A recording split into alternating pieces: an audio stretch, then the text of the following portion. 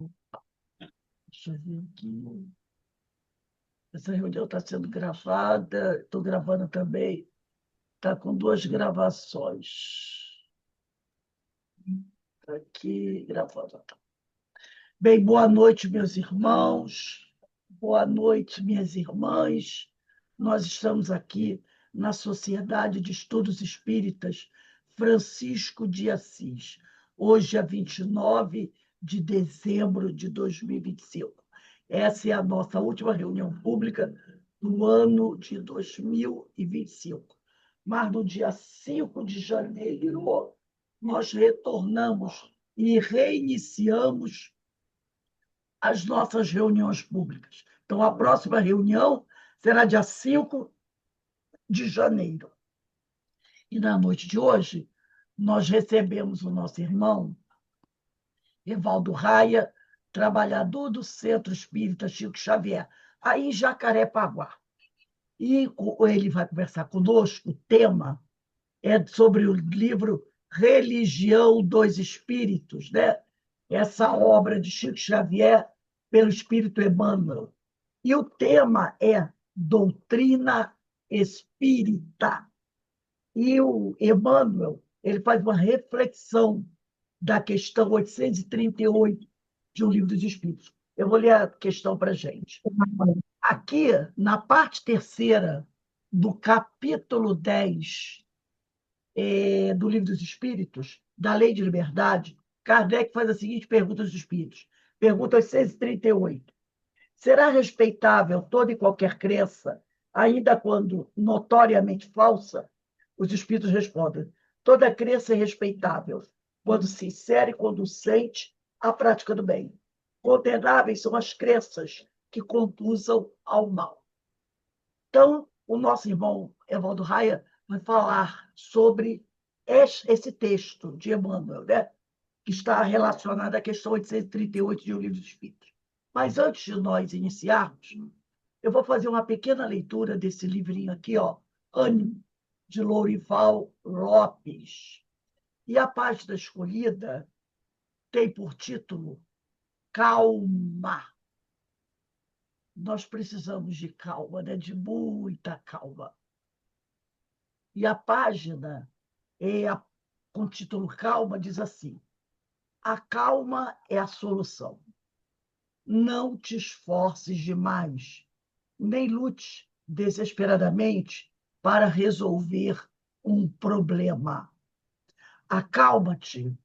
Lembra que nas mãos de Deus estão soluções em que jamais pensastes e que o primeiro passo para alcançá-las é a calma. Trabalha para melhorar a tua vida e a dos outros. Esforça-te, luta com vontade, mas não penses que forçando exageradamente ou te revoltando e agredindo, estás no melhor caminho.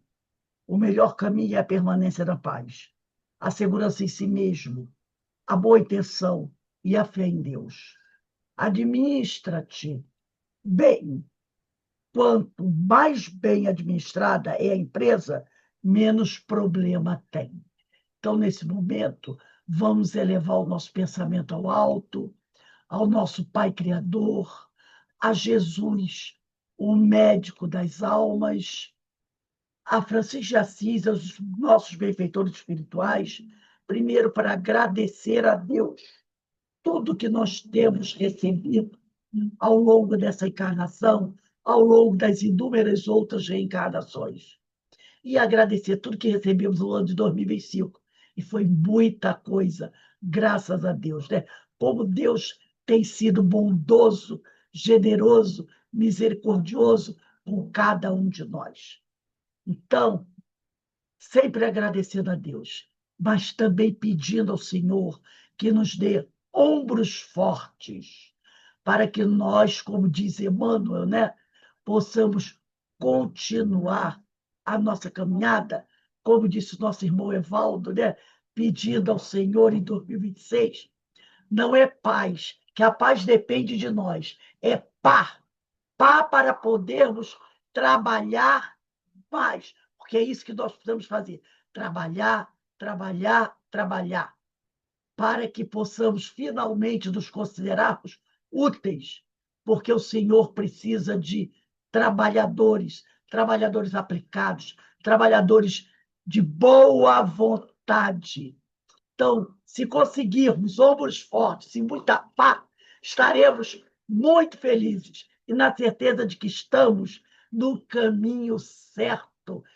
Mas também não vamos esquecer de pedir a Deus a sua misericórdia, a sua proteção, que nunca falta, mas Jesus nos ensinou a pedir para os nossos irmãos menos felizes, para aqueles que nesse momento estão passando por muitas dificuldades, que estão atormentados, depressivos, são dependentes químicos, são dependentes de vários vícios, aqueles que estão doentes, atormentados, e são muitos os nossos irmãos. Muitos se afastaram do Evangelho do Senhor, porque acharam que é muita responsabilidade, né? Mas vamos pedir a Deus que tenha piedade desses irmãos, que tenha muito amor por eles, esse amor que nunca faltou, porque esses irmãos precisam disso, de acolhida, de prece e de muita misericórdia.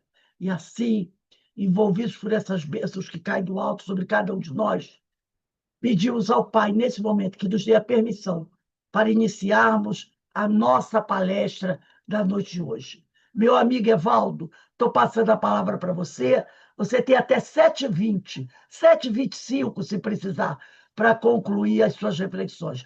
Que Deus te abençoe, abençoe a sua família, abençoe seus bons propósitos, seu trabalho doutrinário, e que que possamos sempre contar com você ao longo de 2026, 2027, porque teremos sempre uma pá aqui para te oferecer, meu amigo. A Muito palavra está com obrigado. você. Muito obrigado, Rose. Obrigado a todos os irmãos do CEFA, lá de Petrópolis, na esperança que nós temos sempre de que o trabalho não nos falte, porque, seguindo a orientação do mestre, o mestre nos coloca, o pai trabalha até hoje, eu também. Então, se a proposta de Jesus é o trabalho, e eu queria dar uma pequena explicação porque que a gente deseja muita paz. Nós fazemos sempre a associação ao espírito, hoje o espírito, né, desencarnado, Jerônimo Mendonça. Ele, considerado o gigante deitado, né, pelas dificuldades orgânicas que ele enfrentou na sua jornada a partir dos 18 anos, Jerônimo estava num processo, ele tinha a esclerose lateral amiotrófica, né, num processo muito acentuado, ele só mexia os olhos, a realidade era essa. A partir dos 26 anos, ele só mexia os olhos. E alguém convidou ele para fazer uma palestra e ele falou: como é que eu vou se só fico deitado aqui na cama? Eu não posso me locomover. Aí ele falou: não, a gente leva você, Jerônimo. Então, se me leva, eu vou. Aí acabou Jerônimo andando lá pelo Triângulo Mineiro, pelas cercanias lá do interior de Minas, fazendo palestra em várias cidades, em várias casas espíritas. E ele, preso a uma cama, ele conseguiu ditar 3 livros pela psicofonia. Ele fundou uma casa espírita e um orfanato espírita, deitado na maca, deitado na cama. Uma vez chegaram perto dele e perguntaram: Jerônimo, se você pudesse fazer um único pedido a Jesus, só um, o que você pediria? Ele olhou para a pessoa e falou assim: eu pedi a Jesus para deitar de lado, que ficar olhando só para o teto é muito chato. Ele não pediria a Jesus para recuperar os movimentos, não pedia a Jesus para tirar todas as suas dificuldades, ele só pediria para virar de lado. Então, é um ensinamento muito grande para a gente. Mas o Jerônimo ele foi acometido de uma infecção intestinal que deu origem a uma hemorragia muito intensa. A cama dele ficava vermelha de sangue. Ele, muito abatido, ele diz que gostaria muito de ir a Uberaba visitar Chico Xavier, para se despedir do Chico. E as pessoas desaconselhavam: Chico, ver Chico. Uberaba é muito longe aqui de Ituiutaba. Como é que a gente vai te levar ele? Eu sei que é difícil, mas eu gostaria muito de ir. E aí, eu sei que alguém que pediu a um outro alguém que conhecia um fazendeiro que tinha um avião. E aí conseguiram o avião para levar Chico até Uberaba. Jerônimo chega em Uberaba num sábado à tarde, aonde o Chico fazia a reunião pública. E Chico sentado à mesa, fazendo a reunião, e eis que surge uma maca na porta de entrada do centro da União Cristã Espírita de Uberaba. E aí Chico, lá da mesa, fala: Ô, Jerônimo, veio me visitar. Aí empurraram Jerônimo na cama, até próximo ao Chico, a cama vermelha de sangue, e Jerônimo, naquela voz muito apática, muito debilitado: Chico, a minha vida está por um fio. E o Chico falou: Jerônimo, Emmanuel nos ensina que o que engrossa o fio da vida é o trabalho no bem. Porque tem fio de linha, fio de lã, fio de nylon e arame. Trabalha no bem, Jerônimo, para o fio da vida engrossar. Aí ele falou: Chico, eu já ando com o meu atestado de óbito assinado, só falta botar a data e a hora. E o Chico: que beleza, Jerônimo, não vai dar trabalho para ninguém, que maravilha. Você não acha que eu vou morrer, Chico? Ele falou: todos nós vamos, Jerônimo, mas o seu caso é mais grave. Eu sei, é grave porque você está afetado pelo coitadismo. Você vestiu a túnica do coitadinho. Por isso que você vai desencarnar, Jerônimo. Você tem que trabalhar no bem. Larga a túnica do coitadinho e vai trabalhar. Aí Jerônimo acanhado, foram tirando ele do centro. Quando a maca chegou na porta, Jerônimo grita: Chico, muita paz para você. Aí o Chico devolve: tira o Z, Jerônimo. É muita paz que nós precisamos, que só o trabalho no bem nos dá paz de consciência. Então, por isso que nós adotamos a prática de pedir paz, porque nós só conseguiremos a paz em função do nosso trabalho no bem, do nosso trabalho em prol do próximo. Porque Jesus nos ensina que devemos amar ao próximo, mas como a nós mesmos. Então, o maior beneficiado da nossa da utilização da paz somos nós. Somos nós. Então, nós temos que entender que quem pede paz quer a paz nos seus moldes de entendimento, que não haja violência ao seu redor, que não haja nenhuma dificuldade. E lembro sempre que nós estamos num plano de prova e expiação. Como diz um amigo nosso aqui da Tijuca, que faz palestra para nós, o nosso irmão Ferraz, ele fala que nós temos que lembrar que nós estamos na segunda série do primário.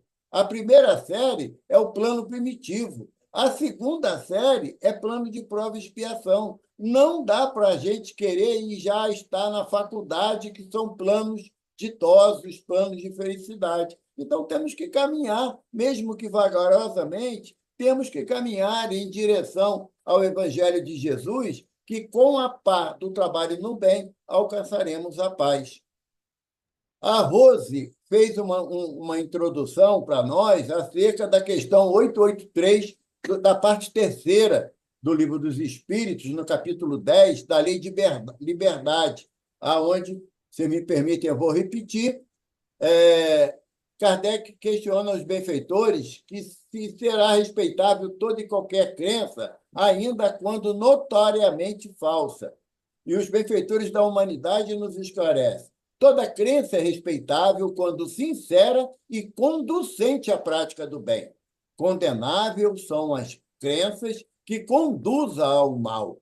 Então, nós temos que ter o cuidado de que, embora tenhamos que respeitar qualquer manifestação de filosofia religiosa, qualquer uma, nós temos o direito de nos abster de participar daquelas que não produzem o bem para nós. Eu lembro sempre, gosto de lembrar de uma passagem que o filósofo, né, Leonardo Boff, ex-frei da Igreja Católica, ele estava lá na ONU, ele ia participar de um congresso acerca da paz. E ele era um dos palestrantes desse congresso. E ele estava na antessala, aguardando o momento certo, e chegou o Dalai Lama, o líder religioso dos budistas, que tem, numa comparação, uma forma de tratamento semelhante ao do Papa. Ele tem o direito de ser chamado de santidade. E Leonardo Boff, depois diz, numa entrevista, que, usando de uma certa astúcia, ele pergunta ao Dalai Lama qual a melhor religião. O Dalai Lama, um espírito equilibrado, preparado para a tarefa que ele assumiu à frente dos nossos irmãos budistas, o Dalai Lama dá uma resposta para Leonardo Boff que ele não esperava. O Dalai Lama diz que a melhor religião é aquela que faz o homem ser um homem de bem. Então, é condizente com o que os espíritos dizem a Kardec. Nós não temos o direito de apontar o dedo para ninguém, de dizer que está errado, que acusar alguém que está praticando um conceito filosófico religioso que não é benéfico, não temos o direito de fazer isso. Nós temos a responsabilidade de respeitar toda e qualquer concepção religiosa, mas nós temos que nos resguardar naquilo que a doutrina espírita nos orienta. E aí, nesse contexto, é que Emmanuel, no livro Religião dos Espíritos, onde ele comenta inúmeras passagens do Livro dos Espíritos, Emmanuel vem nos trazer o entendimento acerca desse tópico no livro, na questão 80, no capítulo 80 do livro Religião dos Espíritos, e tem como título Doutrina Espírita. Eu compartilhei para que eu vou dar uma leitura e depois eu vou comentar alguns tópicos, não todos, porque a Rose falou que a gente só pode ficar aqui até 11 horas da noite, né, Rose? Mais do que isso não pode, né? Então não vai dar para comentar tudo, não. E alguns tópicos, aí eu vou ler para todos nós, que os espíritos dizem, né? Toda crença. Não, amigo, eu ia pedir para você ampliar um pouquinho, aumentar um ampliar. pouquinho. Vê se melhorou. Melhorou? Melhorou. Tá bom. No capítulo, Emmanuel comenta para nós: toda crença é respeitável. No entanto, se buscastes a doutrina espírita, não lhe negues fidelidade. Fidelidade é ser fiel aos conceitos que a doutrina nos propõe. É uma proposta de Emmanuel.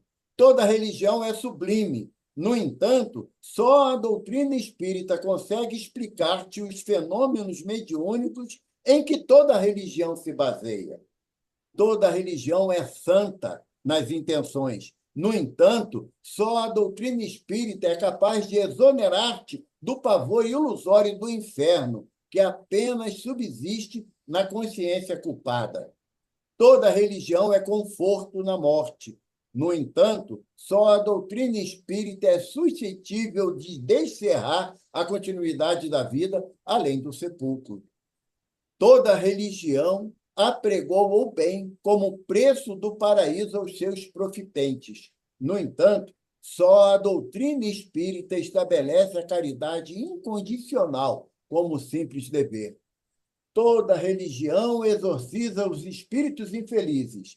No entanto, só a doutrina espírita se dispõe a abraçá-los como doentes, neles reconhecendo as próprias criaturas humanas desencarnadas em outras faixas de evolução. Toda religião educa sempre. No entanto, só a doutrina espírita é aquela em que se permite o livre exame, com o sentimento de compreensões dogmáticas, para que a fé contemple a razão face a face.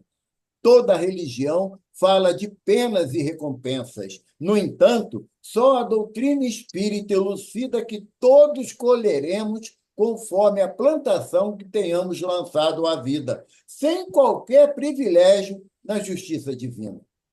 Toda religião erguida em princípios nobres, Vamos voltar. mesmo as que vigem nos outros continentes, embora nos pareçam estranhas, guardam a essência cristã. No entanto, só a doutrina espírita nos oferece a chave precisa para a verdadeira interpretação do Evangelho, porque a doutrina espírita é, em si, a liberdade e o entendimento. Há quem julgue seja ela obrigada a misturar-se com todas as aventuras marginais e com todos os exotismos, sob pena de fugir aos impositivos da fraternidade que veicula. Dignifica, assim, a doutrina que te consola e liberta, vigiando-lhe a pureza e a simplicidade, para que não colabores sem perceber nos vícios da ignorância e nos crimes do pensamento. Espírita deve ser o teu caráter, ainda mesmo te sintas em desajustes depois da queda. Espírita deve ser a tua conduta, ainda mesmo que estejas em duras experiências. Espírita deve ser o nome do teu nome, ainda mesmo que respires em aflitivos combates consigo mesmo.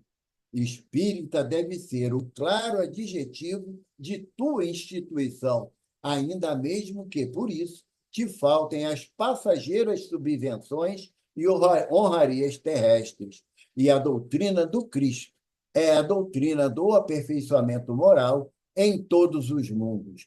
Guarda-a, pois, na existência, pois a tua responsabilidade mais alta, porque dia virá em que será naturalmente convidado a prestar-lhes conta. É um texto de extrema reflexão para todos nós. A doutrina espírita nos informa o senhor Allan Kardec, no que é o espiritismo, que não tem a pretensão de criar prosélitos, de transformar todo mundo em espírita no planeta. Não é esse o objetivo. Perguntaram a Leon Denis se o espiritismo é a religião do futuro. E ele falou, não, é o futuro das religiões. Mas em que consenso? Porque as religiões vão entender que a comunicação do plano espiritual com o plano material sempre aconteceu na humanidade em todas as épocas. Não tem nada de errado, não tem nada de pecaminoso. Todos nós estamos caminhando na busca sincera do nosso aperfeiçoamento, da nossa compreensão acerca da proposta do Evangelho de Jesus. Quando Emmanuel nos propõe a condução das nossas tarefas baseadas nesse conceito sobre a doutrina espírita, quando ele fala para nós que toda religião apregoa o bem como preço de paraíso aos seus profitentes, mas, no entanto, só a doutrina espírita estabelece a caridade incondicional como simples dever. Lembro de uma frase do nosso benfeitor, de Chico, que ele dizia, ainda encarnado, se a doutrina espírita propusesse que era fora do espiritismo que não haveria salvação, ele teria procurado outro caminho. Mas como a proposta é de fora da caridade, não é fora da minha opinião, fora do meu entendimento, do meu conceito, é fora da caridade que não há salvação. É uma das poucas doutrinas que estabelece a prática da caridade como condução real para a nossa libertação, como Jesus fala, aquele que perseverar até o fim será salvo. A salvação que Jesus nos propõe, e Emmanuel nos comenta, a salvação da nossa consciência tranquila, de estarmos realizando as tarefas para a qual nós reencarnamos na presente existência. Ah, Evaldo, a gente vai acertar sempre para poder ser um espírito iluminado? Não, não, nós estamos no caminho das provas e das nossas irreflexões do passado. Estamos no plano de prova e expiação, mas não quer dizer que nós devemos nos comprazer nos erros que nós cometemos, observando uma queda, e é ainda um fator muito preponderante para a nossa caminhada, as quedas. temos a fragilidade ainda dos espíritos da terceira categoria, que são espíritos inferiores, mas temos também o direito de continuar na tarefa do bem.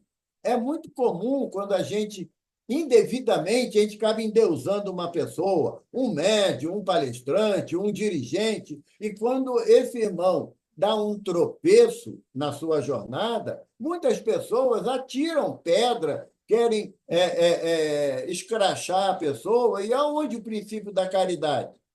Nós temos que compreender, porque o ensinamento nos traz a percepção de que Jesus fala, ele não quer a morte do pecador, ele quer a morte do pecado, mas ama o pecador. Então, se um irmão tem um tropeço, tomou uma atitude indevida, nós temos que ter a hombridade de saber acolher esse irmão como nós gostaríamos de ser acolhidos. Lá no capítulo 21 do Evangelho segundo o Espiritismo, que trata de haverá falsos cristos e falsos profetas, tem uma mensagem na instrução dos espíritos que diz que é dever de todo homem honesto desmascarar um falso profeta. E quando fala de homem honesto, não é aquele que paga os impostos, salda todos os seus compromissos materiais, não. Está falando do homem honesto, é um homem de bem. É aquele que já venceu as torpezas da matéria. Esse poderia desmascarar um falso profeta, mas se alcançou um patamar de homem de bem, ele compreende a dificuldade do outro e, ao invés de afundar a pessoa na lama do seu erro, oferecerá invariavelmente a mão amiga para levantar.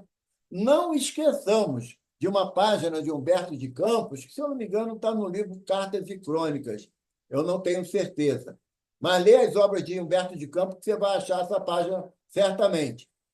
Jesus estava no alto da cruz, em extrema dor, eis que o céu se abre e um grupo de espíritos iluminados chegam em volta de Jesus. Ali estava presente o anjo da misericórdia, tendo compaixão dos erros nossos por termos colocado Jesus na cruz, o anjo da justiça, para anotar os nossos nomes, e depois teríamos que recuperar a nossa consciência tranquila diante do erro cometido. E tinha também um anjo que chegou próximo da boca de Jesus.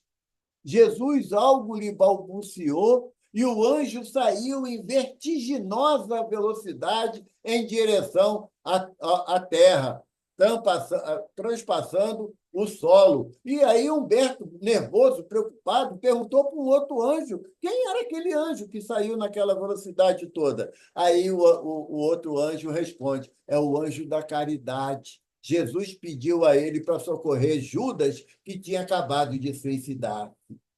Como que a gente vai se arvorar com o dedo em viste para aqueles que tá errado? Nossa responsabilidade é acolher, embora não compactuemos com o erro, mas temos a responsabilidade de amparar aquele que errou. Aí Emmanuel continua, ele diz que toda religião educa sempre. No entanto, só a doutrina espírita é aquela em que se permite o livre exame, para que a fé contemple face a face. É o conceito básico da doutrina. A fé raciocinada é aquela que enfrenta a razão em todas as épocas da humanidade. A doutrina espírita, ela não participa de rituais de qualquer conceito religioso, da igreja protestante, da igreja católica, das igrejas messiânicas, budistas. Nós não participamos, embora respeitemos. Respeitemos, nós não vamos trazer para dentro da casa espírita os rituais que são comuns a outras religiões, uma vez que a doutrina não tem ritual. A doutrina não tem ritual, não tem dogma. Então, nós temos que ter esse princípio de fidelidade que Emmanuel propõe no início da mensagem. E ter fidelidade não é você sair colocando os conceitos da doutrina na face dos outros, não. Não é isso, não. É você oferecer a pessoa que não compreende os preceitos da doutrina espírita o benefício do respeito. É você respeitar as opiniões antagônicas, é você respeitar aquele que não compreende a forma como a doutrina espírita nos propõe a nossa relação com a espiritualidade, como com aqueles que estão caminhando conosco. Um outro tópico aqui que Emmanuel fala, que eu achei muito interessante, que ele fala assim: toda religião exorciza os espíritos infelizes. No entanto, só a doutrina espírita se dispõe a abraçá-los como a doentes, neles reconhecendo as próprias criaturas humanas desencarnadas em outras faixas de evolução. E aí, refletindo, sabe, Rose, sobre essa passagem específica aqui da mensagem, sobre o exorcismo, que é o ato praticado pelos irmãos católicos e protestantes de expulsar os demônios. A doutrina espírita nos esclarece que não existe Satanás, diabo, não existe como figura central da prática do mal. Existe a significação original da palavra. Satanás é opositor, como o diabo também é opositor. Então, todas as vezes que eu me oponho ao conceito do evangelho, eu estou sendo um Satanás na exemplificação do termo. Mas não tem mais aquela figura emblemática de chifrinho, cauda, vermelhinho, com um tridente na mão, não existe. E aí, só que tem um detalhe. Quando eu analiso e quero julgar o comportamento do irmão que ainda comete um crime hediondo, um irmão que ainda não compreende a proposta do Evangelho de Jesus, eu logo quero exorcizar ele para outro planeta. Ah, não, aqui na Terra não tem mais vaga para ele. Esse, com certeza, vai ser expulso por um planeta primitivo. Só que, o Emmanuel fala numa mensagem no Pão Nosso, o obsessor de hoje é o benfeitor de amanhã. O irmão que pratica toda sorte de erros, de crimes, seja na política, seja na administração pública, seja na sociedade em geral, ele não sabe o que eu sei. O meu erro tem um peso maior. Então, de repente, ele fica aqui na Terra e eu vou para outro planeta. Então, eu que vou ser exorcizado. Olha que coisa! Porque a proposta do Evangelho é qual? Bem-aventurados os mansos, pois herdarão a terra. O Evaldo passa longe da mansuetude, mas passa longe. Só falar uma coisa que eu discordo já é o suficiente para a cara ficar vermelha, a mão ficar trêmula, a língua balança dentro da boca para dar uma resposta mal criada. Então, não estou na condição de herdar a terra. Quem é que vai ser expulso daqui? O irmão que, tendo o desconhecimento da verdade da vida espiritual, o irmão que não conhece a misericórdia de Jesus, a prática do Evangelho, e ele está na comunidade aqui pertinho de mim, na Cidade de Deus, prostituindo-se em função das drogas, ou eu que ando lá de roupinha limpa, cheirosinho, bem penteado, mas não mudo o meu comportamento a nível moral e mental. Eu ainda continuo a criticar veementemente o meu próximo que não coaduna com os meus pensamentos. Então, esse exorcismo que Emmanuel fala aqui, podemos entender que somos nós que não estamos nos adequando ao Evangelho, apesar de ter conhecimento, então estamos em processo sério, de sérias possibilidades de sermos encaminhados para um plano de maior dificuldade de compreensão. Um benfeitor disse, alguns anos atrás, que nos planos primitivos que nós poderemos habitar a partir do momento que não mudamos o nosso comportamento íntimo, o pernilongo é do tamanho de um galo. Se aqui o pernilongo já incomoda a gente, né? Com aquele biquinho fininho, imagina lá do tamanho de um galo, né? Vai ser um Deus nos acuda. Então, eu, como não quero testar para saber se é verdade, eu me proponho a fazer a minha transformação moral. Porque o que Kardec me propõe? Qual é o conceito de Kardec para o verdadeiro espírita? É aquele que promove a sua reforma e pelo esforço que emprega em domar as más inclinações. É uma pergunta individual, gente. Qual o nível do meu esforço na minha reforma moral? Eu tenho que saber. E qual é a minha proposta de domar as más inclinações? Rose, aqui na nossa casa, a gente tem um trabalho de tratamento espiritual com o doutor Erma e sua equipe, sabe? E um dia, o doutor Erma me botou na berlinda, né? Na história, que ele é muito enfático nas colocações dele. Ele disse, sabe, Menezes, que a parte do carro que eu mais gosto é a buzina. Lembra, Isabel? Que ele falou isso? A parte do carro que eu mais gosto é a buzina. Aí eu comecei a ficar com vontade de botar um monte de taxinha na buzina para eu não acionar mais ela. Mas aí a Ivana, minha esposa, não deixou, não. Então, agora eu tenho que me controlar. Ainda não consigo. Mas eu tenho que me controlar para não. Porque se a pessoa na minha frente está andando devagar, eu fico irritado. Se o cara de trás está acelerando para querer me passar, eu também fico irritado. Então, que eu vou fazer? Eu tenho que começar a minha transformação moral no trânsito. Se no trânsito eu não consigo, como é que eu vou conseguir dentro da casa espírita, dentro do meu lar?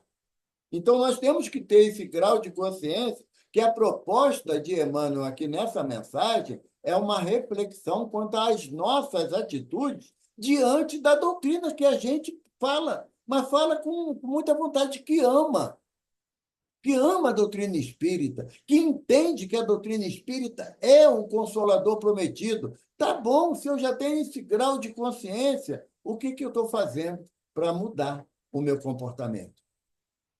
Eu falo sempre, porque é o que eu percebo, se eu estiver errado, que os irmãos me perdoem, mas o lugar mais fácil para ser espírita é dentro do centro espírita.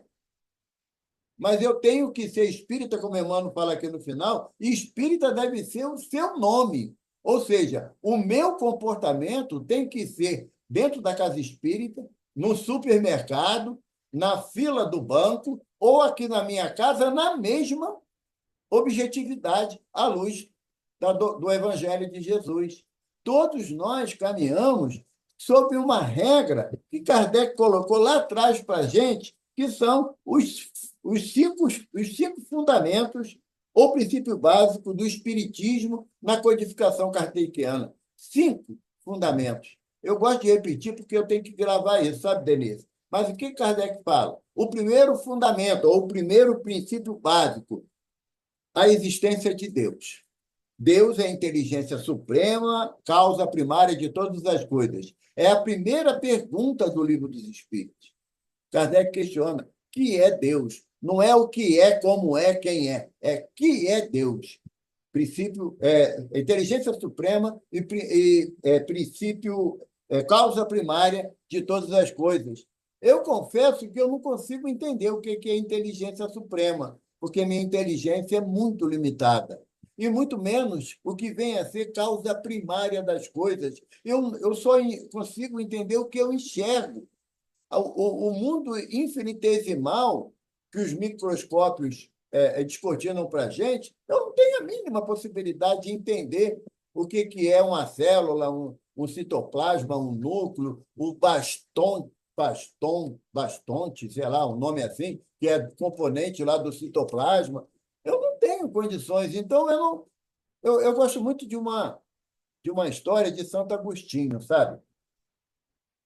Está lá no livro Confissões que Santo Agostinho ele era bispo de uma cidade na África, né? Que ficava à beira-mar. Tinha um mosteiro lá na cidade. E ele, numa determinada fase da vida dele, ele resolveu se isolar no mosteiro porque ele queria refletir sobre Deus. Ele queria compreender Deus. E ele ficou 8 anos recluso em profunda meditação nesse processo. Uma manhã, um amanhecer, de madrugada ainda, ele teve a vontade de sair da sua clausura, desceu o penhasco, foi andar na praia. Ao longe, ele viu que tinha uma criança que abaixava e levantava. Ele ficou intrigado, foi andando na direção da criança. Quando chegou próximo, viu que era um menino. O menino estava com uma concha na mão. Ele abaixava, pegava a água do mar e botava na concha. E aí Santo Agostinho falou: "O que fazes, pequeno?" Ele falou: "Eu vou botar o mar aqui dentro dessa concha." Aí Santo Agostinho riu. Falou: "Ô, inocente, olha o tamanho do mar, jamais caberia aí." Aí o menino falou assim: "Você quer botar Deus na sua cabeça? Então eu posso botar o mar dentro da concha também." Porque os absurdos daquele que não compreende nos torna tão ignorante que a gente entende que o máximo vai caber na minha mente mínima, de pequeno. Então, esse primeiro tópico, a existência de Deus, causa primeira de todas as coisas, inteligência suprema, é para que a gente entenda que não dá para entender ainda. Não dá. Porque todos os significados de Deus a gente quer humanizar.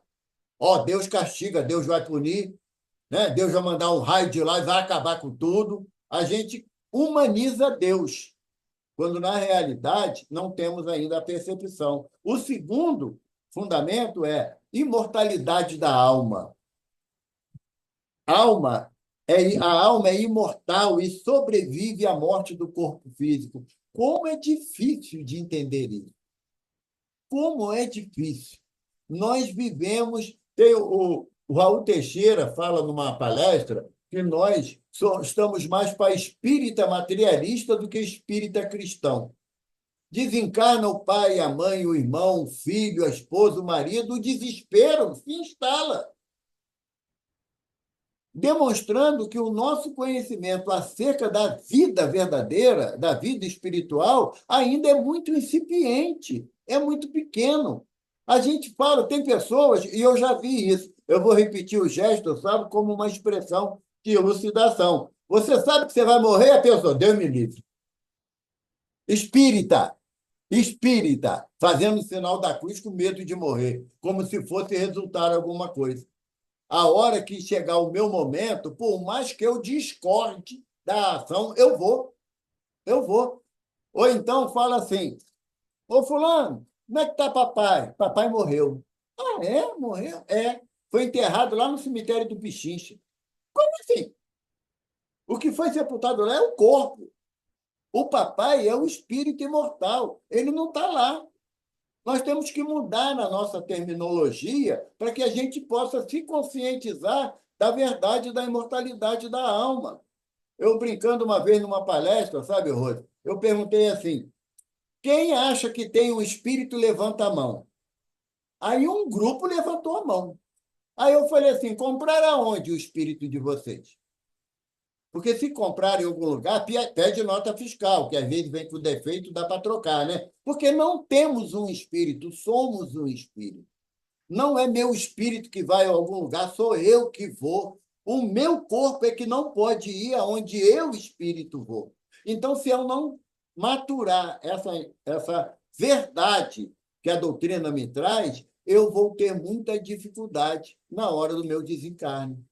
Porque eu vou entender que aquilo que está acontecendo, ao invés de ser uma passagem de volta para o plano espiritual, eu vou entender que é uma finitude. E aí vem o desespero meu e dos meus parentes, meus familiares, que eu não preparei para esse momento, que vai chegar, sem sombra de dúvida. O terceiro, a pluralidade das existências. Os espíritos reencarnam em novos corpos para continuar seu processo de evolução moral e intelectual. É um processo natural. É um processo natural a reencarnação. É um processo natural. Simboliza a misericórdia extrema de Deus para todos nós. Porque é impossível você alcançar um processo de evolução consistente em uma única existência. Mas ainda tem espírita que fala assim: isso eu vou deixar para a próxima existência. E onde vai ser? Em que momento que vai ser a próxima existência? Quarto tópico: comunicabilidade dos espíritos. é possível a comunicação entre os espíritos desencarnados e os encarnados. Fulano, você está escutando o que o espírito está falando? Deus me livre. Eu tenho medo dessas coisas. O espírita fala isso dentro da casa espírita. Eu tenho medo de espírito. Qual é o conceito que o irmão está atribuindo à doutrina? Qual é o princípio de fidelidade que Emmanuel nos propõe se eu não consigo conversar sobre o óbvio, que é a possibilidade de comunicação? Emmanuel fala na mensagem que nós temos que ter cuidado com os pensamentos que nós emitimos. Por que ele está falando isso?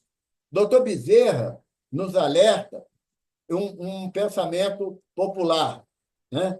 Diga-me com quem andas, que eu direi quem tu és. É muito antigo e conhecido. Doutor Bezerra mudou. Ele orienta. Diga-me o que pensas, que eu direi com quem tu andas. Quando eu escutei isso, me deu uma encrenca danada, porque agora eu tenho que tomar conta dos meus pensamentos.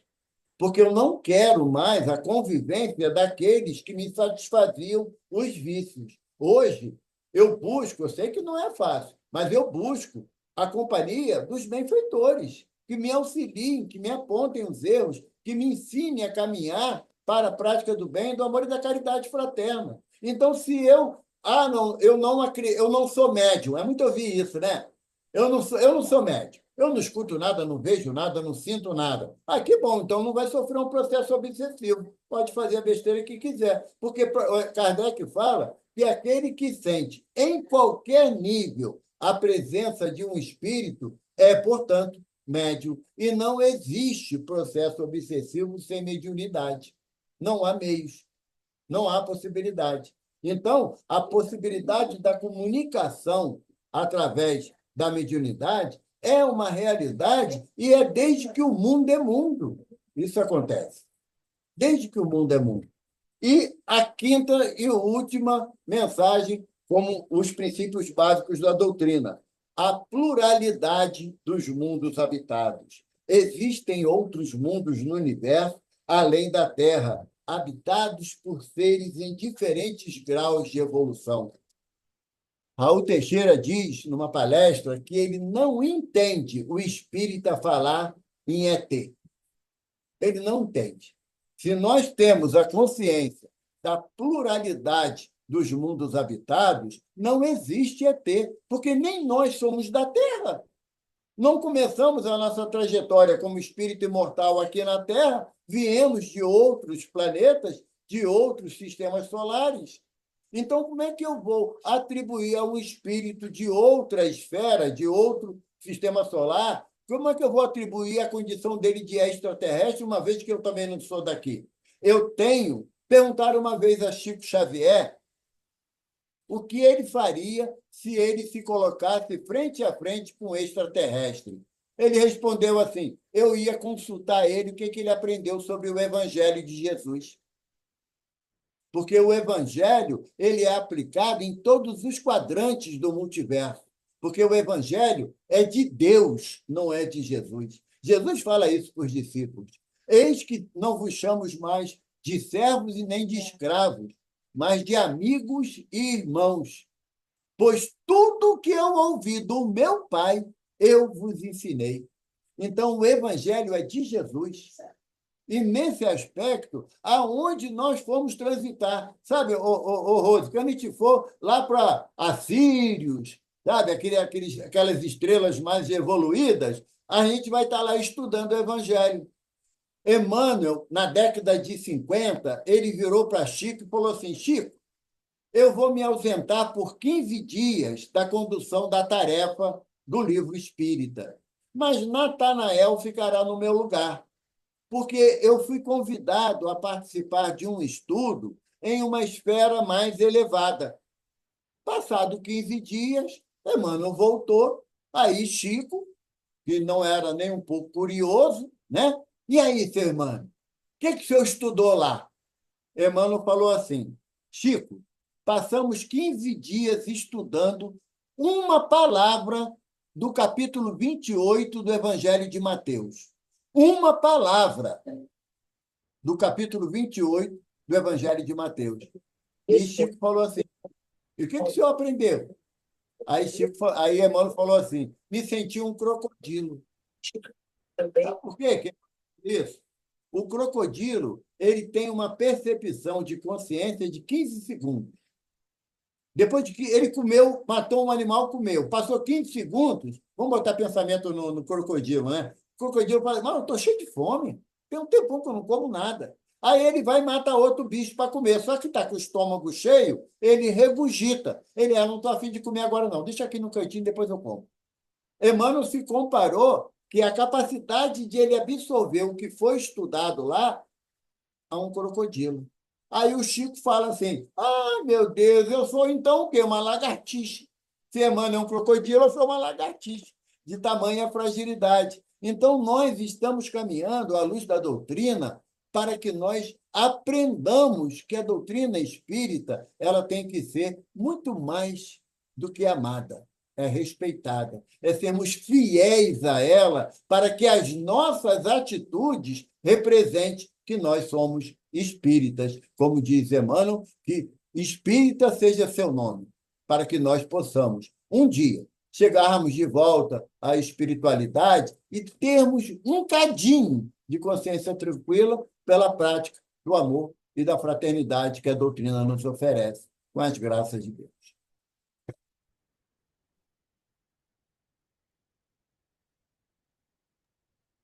Liga o som. Liga o som, Rose. E Melhor. Meu amigo Evaldo, muito obrigado pelo seu estudo.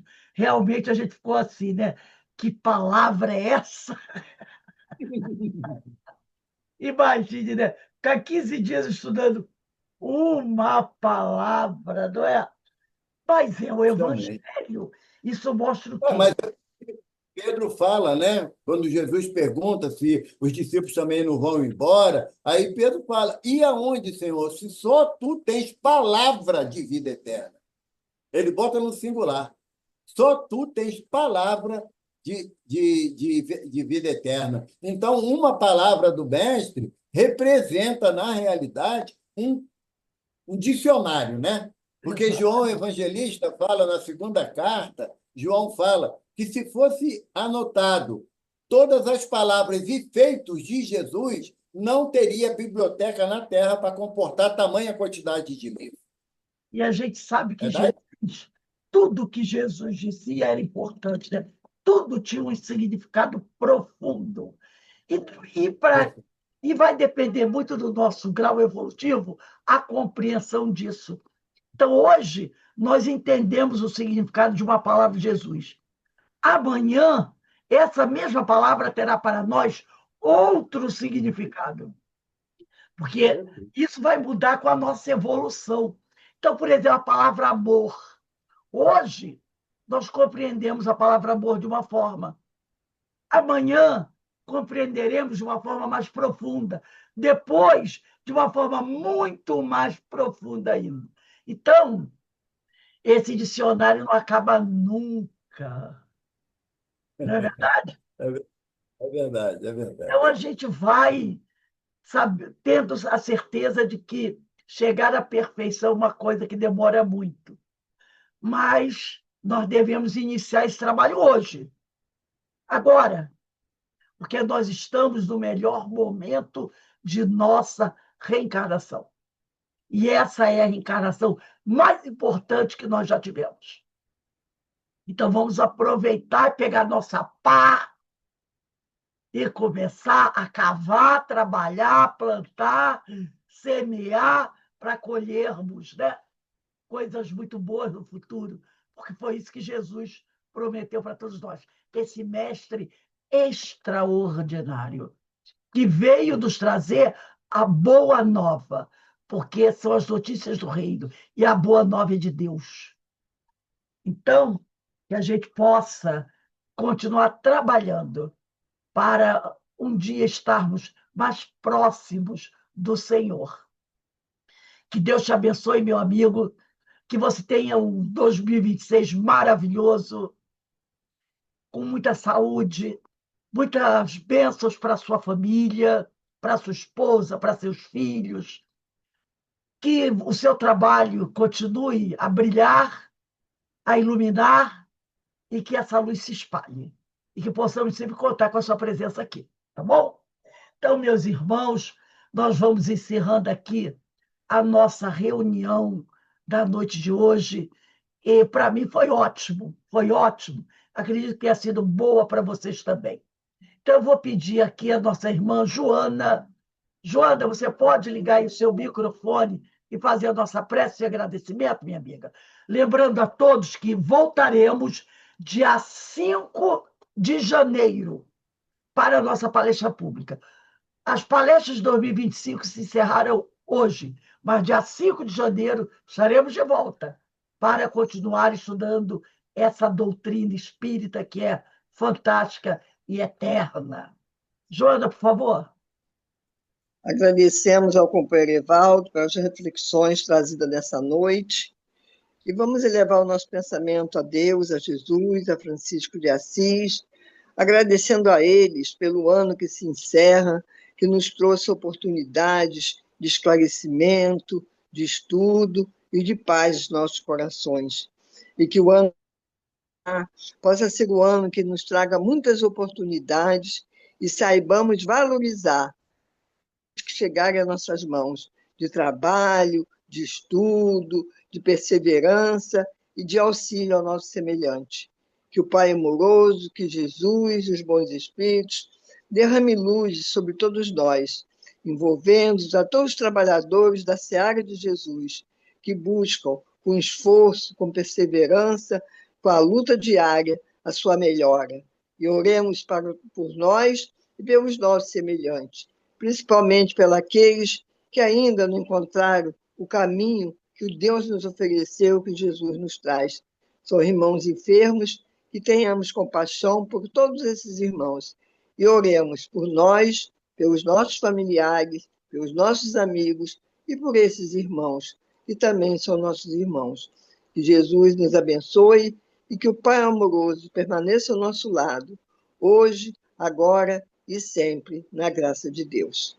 Graças a Deus. Então, eu desejo a todos um feliz ano novo, de muita paz, de muita saúde, muito amor e muito trabalho no bem. Vamos trabalhar, meus irmãos.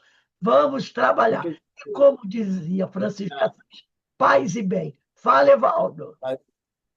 Não, só para realmente agradecer que também hoje eu encerro o ano de palestra, né? Foram 73 palestras no ano de 2025 e vamos continuar a tarefa em 2026 com as graças de Deus. Tá? Dia 2 de janeiro já tenho palestra. Você vai voltar dia 5, eu começo dia 2 de janeiro. Tá É isso bom? aí, meu amigo. Isso aí. Ó, Tchau. um beijo no coração de todos.